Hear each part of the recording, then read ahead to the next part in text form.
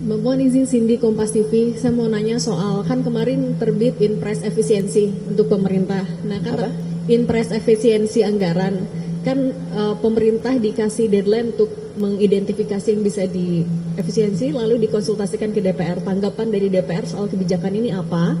Sama yang kedua kan kemarin ada raker yang soal pagar laut tapi masih belum disebutkan siapa pemasangnya. Mau penegasan dukungan dari DPR untuk mengungkap ini sejauh apa?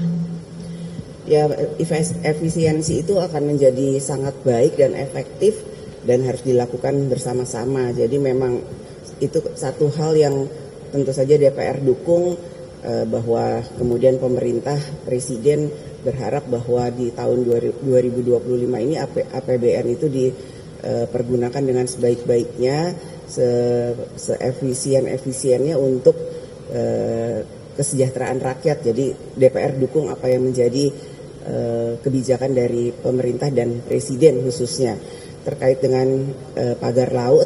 Ya itu sudah ditindaklanjuti oleh Komisi 4. Laut adalah milik seluruh rakyat Indonesia, milik negara. Jadi ya segera ungkap milik siapa, kenapa bisa seperti itu. Jadi tidak ada hal-hal yang kemudian menjadi kecurigaan. Nanti akan segera ditindaklanjuti dan diungkap oleh Komisi 4.